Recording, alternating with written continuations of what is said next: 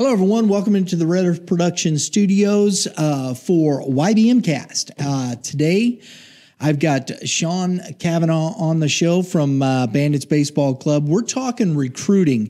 Sean is the recruiting coordinator for the Bandits Baseball Club over there. And, you know, I don't think we can ever talk enough about recruiting. That's true. Right. First, though, I want to before we get into our subject, we want to thank our good buddies over at Game 7 Baseball, because Youth Baseball Midwest is powered by Game 7 Baseball. Look, if you need a tournament, if you're looking to get in a good quality tournament, St. Louis metro area, Tennessee, Kentucky, Illinois, down in Branson at Ballparks of America, just go to game7baseball.com. Register your team. They got some great discounts. If you're following them on Facebook, Schmidt just put up a great discount there. They got looked like a 777. I probably should have looked at that before we came on, but it's there. I don't know all the details of it, but check it out. Go see Dave Schmidt over at Grand Slam Ballpark there. It's going to be a lot of fun this year. So game7baseball.com. All right, let's get into this, man. We know that with all the COVID stuff that's been happening, it's really changed recruiting quite a bit. Yeah. Yeah. We were just kind of talking right before we came on the air. It's really fast forwarded what was already kind of in progress. Mm-hmm. But with COVID, it's, everything was kind of getting shut down. And I think even with a lot of what's the residual impacts is going to be a lot of the colleges and universities are not going to have the budgets. Even once they can travel and the restrictions are lifted, they're not going to have as much of the budgets. On top of that, they're getting used to watching videos. They're getting used to the recruiting, which is really where it was headed anyway. Right. So it's kind of a perfect storm, but it's also something that players need to get on board with. How long you been doing this piece of the puzzle, Sean? Let's see. So my son, we started when he was 14, 15. We kind of started getting into this and dabbling into it a little bit. He's a senior in college now, so however many years that is. Jeez, that's a few. Yeah. Yeah, and then we started kind of branching out. It was initially just him, and then we kind of branched it out, and I've kind of been working with players probably the last 6 or so, I'm guessing, with the Bandits. So your experience over those last few years, or 6-7 years, you're looking at how has technology transformed recruiting? Yeah, boy, and that's even changed a lot in the last year. So video is huge, right? Emails and the recruiting contact management. We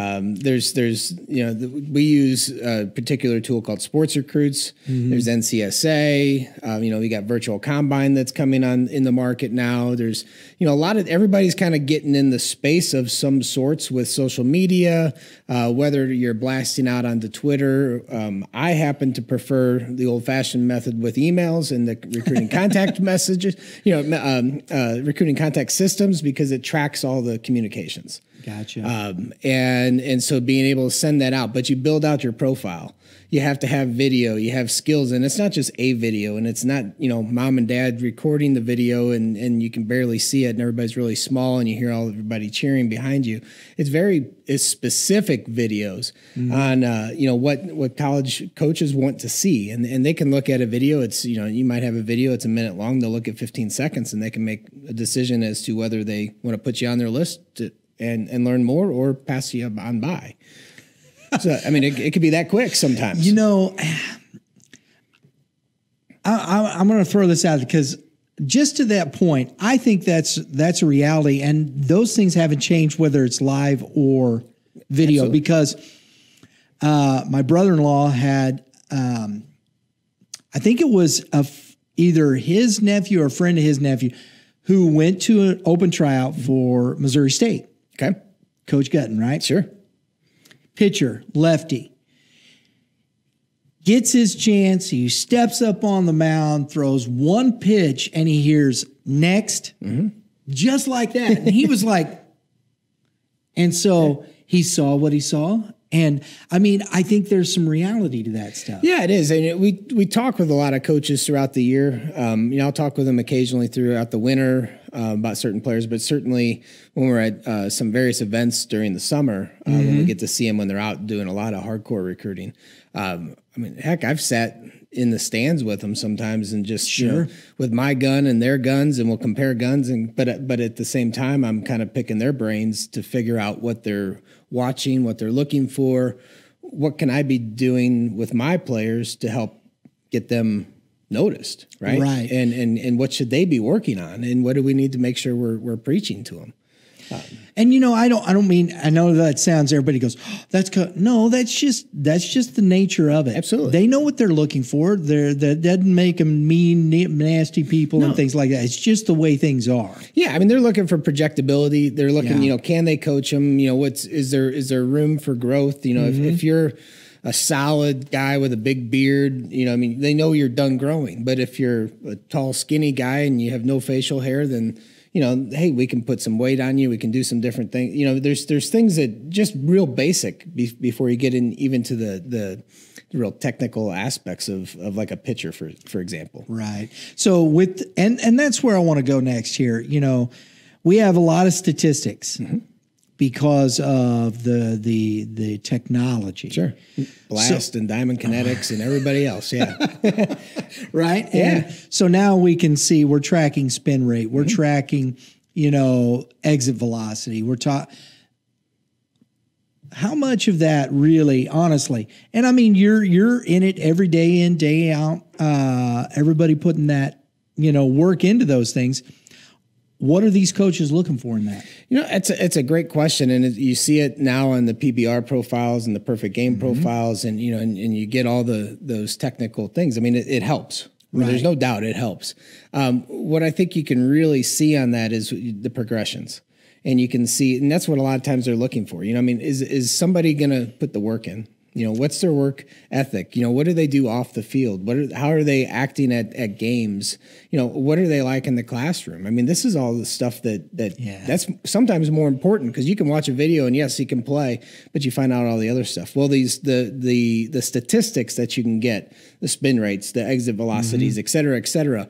If you're in a program and you're doing a hitting program, or let's say you're in a hitting program and you have the beginning to the end, you can track and see, you're doing the work, and two, what's that's real life data. It's not an opinionated thing. It's a third party, if you will. It's real. And so you can see, is there, were things improved, in that period of time? Well, the same thing. If you're doing a PBR, event or a perfect game event and a showcase, and you get your stats in June and then you do it again in November, what's changed? And you can kind of see that. Then you compare against the videos. They can learn a lot about, the technical stuff, and then they still have to find out the non-technical stuff, which and sometimes is even more important. Because really, when it comes down to, if you're going to college, the college coaches, that's their job. I mean, that's that's their livelihood. They live and I mean, they keep their job by you performing. And if you don't perform, you're out. They wasted their time on you. Right. They might have wasted money on you, or they could have given it to somebody else. I mean, it's a big deal.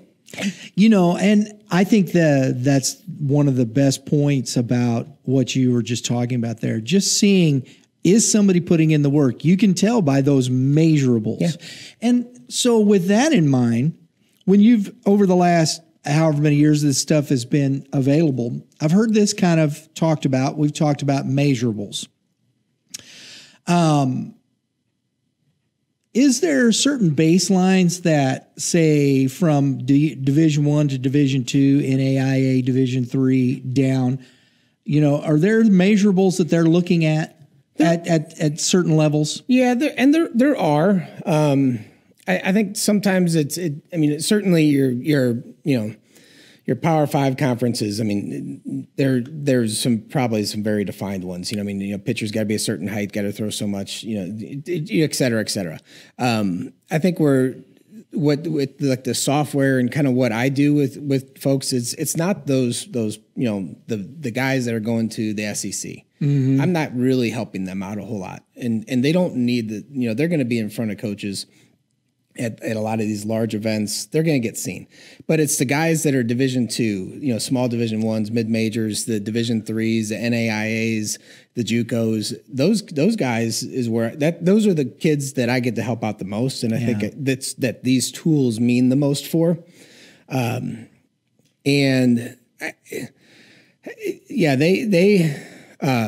I forgot where I was headed with that, to be very honest.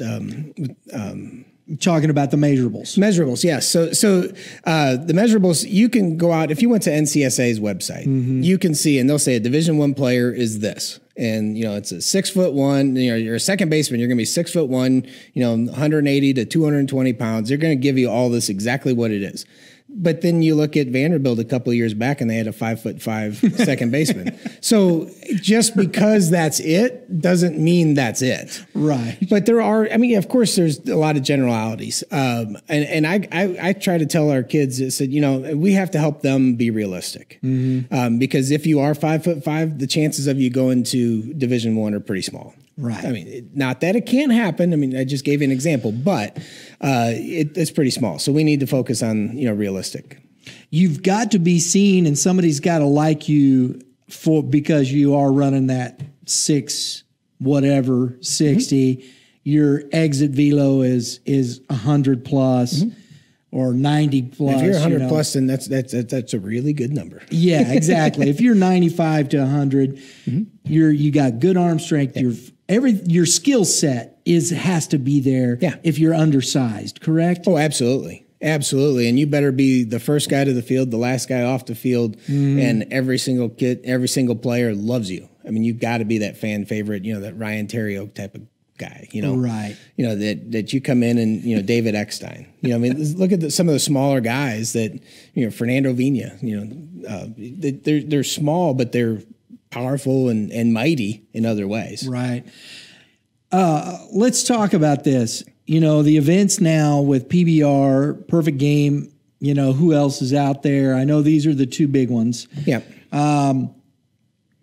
How are those changing the landscape of recruiting, and how is that, how is it going to be moving forward? They've been around for a while, and there's been those events that kids have gone to for a long, long time. I think some of those events keep getting bigger. Pastime's another one that has some really large events.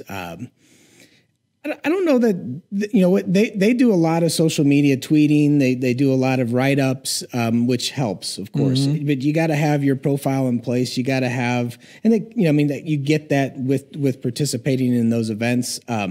It's extremely important. I do think it's real important that you're doing a PBR, you're doing Perfect Game. It's third-party analysis. Right. It's third-party verification. It's not, calling a coach. It's not, it's not calling somebody, another coach. It's actual somebody that's just evaluating things. There's a lot of other events that are also coming up. Like you said, there's some, I would say maybe some second-tier showcase events. Most of those events, you're still getting video. And they're promoting that. You're getting a profile. I still think that the best part about all of those is if you have like a recruiting contact management system, you can pull that all together into your profile, and now you're linking, and it becomes one-stop shopping, so that you can go to, Sean Cavanaugh's profile, and then here's a link to my PBR profile. Here's a link to my Perfect Game profile. Here's a link to an article in the paper that was written to me, about the high school upcoming season. Right. You can put all that in there. You've got your videos in there. You've got, an unofficial transcript in there. You've got everything that needs to be there. And you can keep track of the communications so that, you're sending emails or responding to emails from coaches. It's all tracked in one place. That's key, I think, from a technology standpoint. That's still the best, I think. That's interesting because, if can you put your grades and everything in there? So you got your grades and whatnot. And if you've done some stuff well, your academics, your teachers that say, hey, this kid is doing great. Sure. He's positive is all.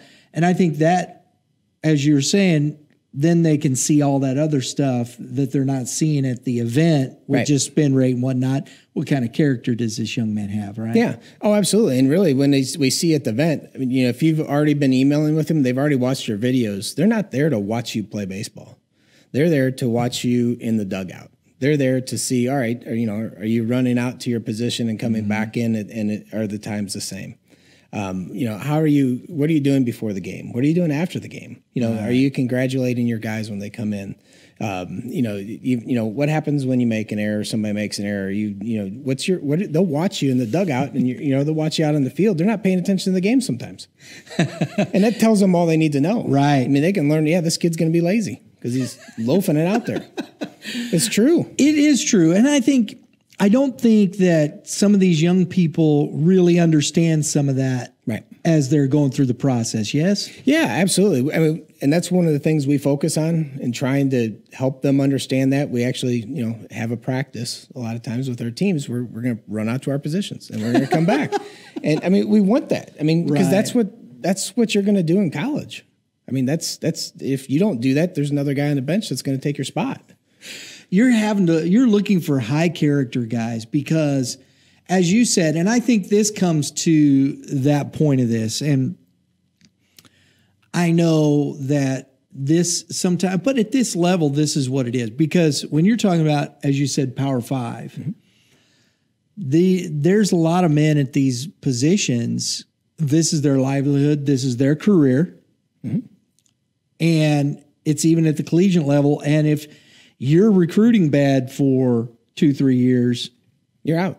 Well, that'll happen at the NAIA level too. Right. I mean, that happens at every level. It's the same. It's about production. So they're looking for guys all around guys that when they come into the program, they're going to be a positive influence to create success. Yes. And they're going to work. When you play college baseball, it's a job. If you're an athlete in college in general, it's a job. So you're going to have a full-time job and you're going to go to school. Right. And I mean, that's why a lot of employers like athletes. It's very true. I mean, they like athletes because they know they can do two major things. And if you can do it and do it well, I like that, as an employer. So as we're talking here, we know we have a lot of audience that 8, 9, 10, 11, 12, 13, and 14 is where, at 13, 14, you're starting to see a little age, but around here, all the way up to 14. How do you talk to those coaches, if it's the dad or, whatever the case may be at those age levels about these practices, about how these kids practice these types of things and how they can help the kids at this age level? We're still having fun. It should be about that. Yeah. I know everybody's going to tournaments. We all want to win. It's just true. But how do you put those things into practice? It's actually a great question. And I could say, a lot of what we've kind of talked about, I'll say kind of focus on that high school level. One of the things that we're doing in our own organization is looking for opportunities and ways to take that down lower to the 13s, the 12s, the 11s, and trying to start influencing some of the players at that level. Not all of them are going to be playing baseball when they're 13 or 14 or 15. It's true. But if you can kind of instill some of that and kind of help them understand some of that, I mean, it's also hard to go to an 11-year-old and get them to understand some of this. They really don't care sometimes. Right. And you're right. You want them to have fun. Right. And you don't want to burn them out. You don't want to overthink things. They need to play. Right. But, incorporate them in some of that, and also, having some of the kids, the younger kids, like if you come into a winter workout or something at the facility, and if you have some of the younger kids there, they're coming in, they can see the older kids, just what they're doing. It's a good example. I think that is one of the biggest things, right, is I know we have a tendency, and we do, just because, the age differences, we have a tendency to separate those kids.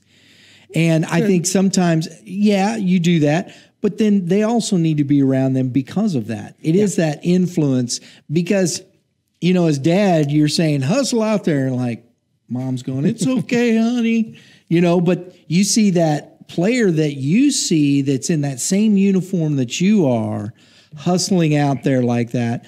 That makes an impact on that kid, doesn't it? It does. And it's contagious. And, I want to be like that guy. Right. And that helps. Yeah, absolutely. It does. I think those are real things. And, the coaches hustling on the field, making and setting that example, putting that there. If I'm running and the kids run with me, then they get used to that too. Yeah, I wouldn't say that all coaches do that. but there are some, yes, absolutely. And it does help. I think there are small things that you can do. Oh yeah. That influence the kids and their behavior in those things and how you behave. Everybody should be thinking about that. Yeah, and there's actually a big mental aspect to the game. And, and it's not only what you do on the field, but it is what you do off the field. So, maybe giving homework to the kids to, go do some research on a certain player, or, you come back, so they're going out and they're watching, something in a major league game or in spring training game, and they're bringing it back. Right. And that gets them watching that kind of thing. And I think it's also a good thing. Absolutely. Hey, man. Thank you very much. Yeah, great having me. You're going to be here. We appreciate Sean coming by, talking about recruiting. Look, guys, if you're need to get in some of this stuff, check out PBR, Perfect Game, all the software. We're gonna throw some of these software pieces. We'll throw up some links to some of this stuff in the show description. So you can see those. You can go and check that out if you're not using it. If there's something that you'd like to, that Sean's said there, hey, you can always find him at the field house too if you got any questions, right? Yeah. There you go. So, hey, everybody, have a great day in the Lord. Remember, you pitchers, keep throwing strikes. You hitters, hit them where they ain't, and we'll see you next time.